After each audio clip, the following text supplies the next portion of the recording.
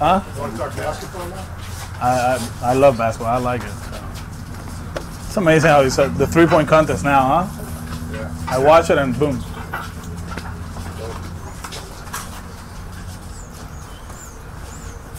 What did you learn? Like, what kind of things do you talk about? Brad was just talking about it when he talks to Tom DeRusso, when he talks to you, likes to learn, but take parallels from each sport. What kind of things do you learn? Been learning that. How many games they won lately? 15 out of 18 or something like that. It looks like it's an 8-game losing streak when he's in our town. You know, expectations are high, and I think that's something I learned in the off season, just following the Patriots and the Celtics. Just how the media handles the whole thing, how they handle media. You know, I'm still learning. I've only been here 1 year, and you know, there weren't too many downs for us. So it's not that I'm expecting a lot of them, but when it comes, you know, I know how the city reacts to it, and the media, you know, reacts to it. So it's a good learning experience. How do you think Brad reacts to it? He's great. Yeah, he's great. You know, I think he mentioned Chuck Daly used to say that all you have to do is land the plane. You know, that there's going to be up and downs, but just make sure you land the plane and then you go. And I mean, they've been playing better. When we went there for the championship thing, they were playing okay. I think offensively lately it's been okay, and you know, with them it's just be healthy. And I think sometimes I do feel that they're doing the same thing we did last year as far as like Kyrie.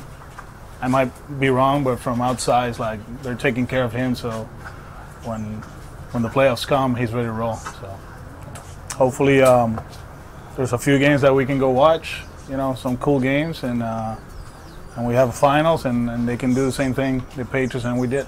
Said that he learns almost more from coaches from different sports, managers in this case, than he does maybe from talking to NBA guys. What do you learn when you talk to guys who teach in other sports? First of all, I'm a sports fan, so I love it. I love following teams.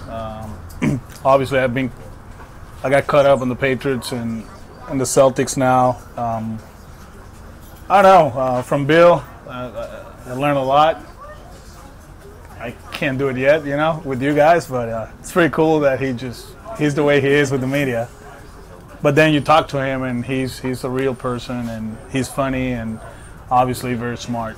Brad, he's actually younger than I am by a year, and just to see what he's done throughout the years, rebuilding, and now with the expectations.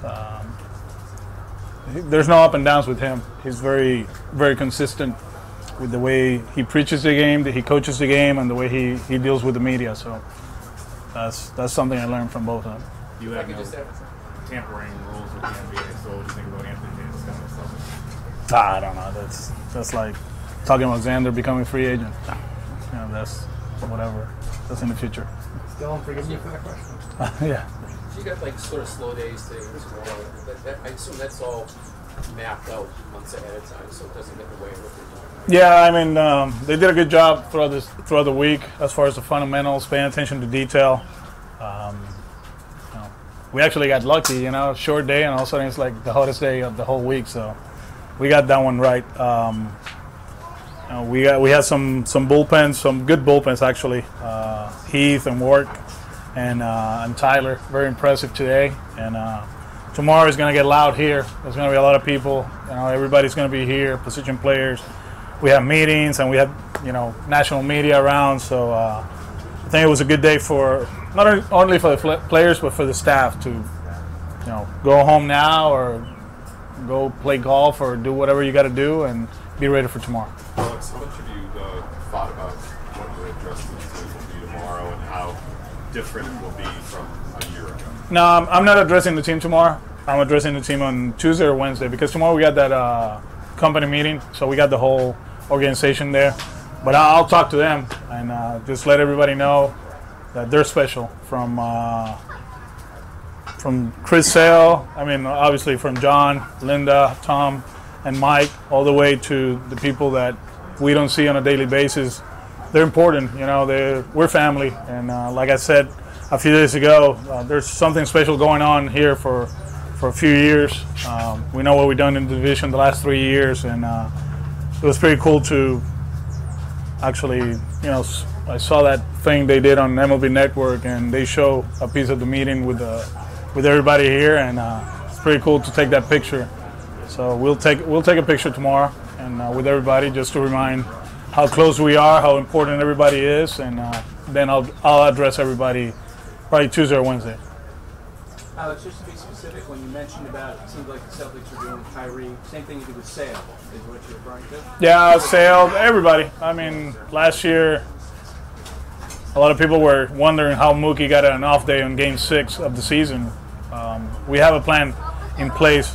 Imagine this year when we play 11 in a row right away.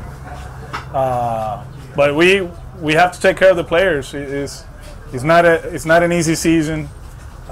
We'll take advantage of the off days.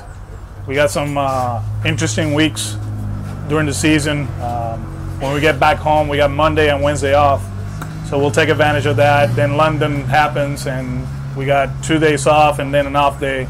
So we can actually reset the rotation a few times during the season, and we'll do that because we want these guys to be ready for the stretch run for October. And we did it last year.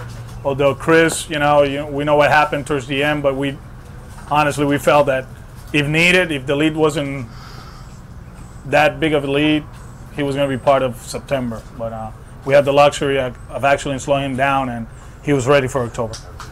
You look at the way Brock handled last year and his role.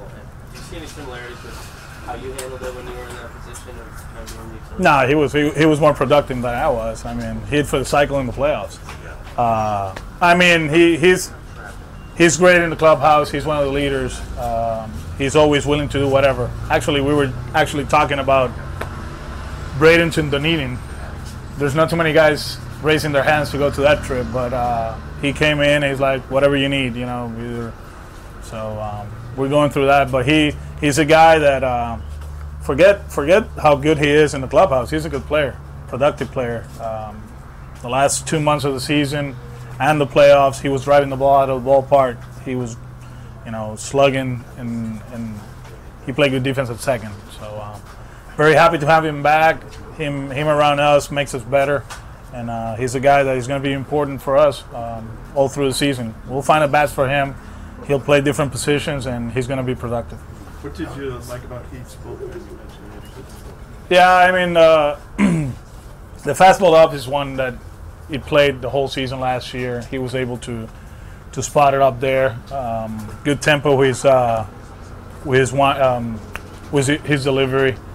That's something that sometimes he suffers throughout the season. He's off time, whatever, but he was on time most of the time. Very aggressive, and that was good work. He looks a lot better than a year ago. Last year he was a lot bigger, stronger. Now he looks like he's more flexible. He's more of an athlete. And Tyler today, that was impressive. Probably the best bullpen I've seen from him in a year and a half. Alex, talk about JD making his appearance today. Yeah, I saw JD a few weeks ago in Miami. He's fine. He's ready to roll. He keeps joking that he should show up a little bit later, just like last year. But no, that's not going to happen. To have the whole group here is good. They've been in touch. They stay in touch throughout the season. They've been flying around to work on their craft. Mookie, Jackie, JD.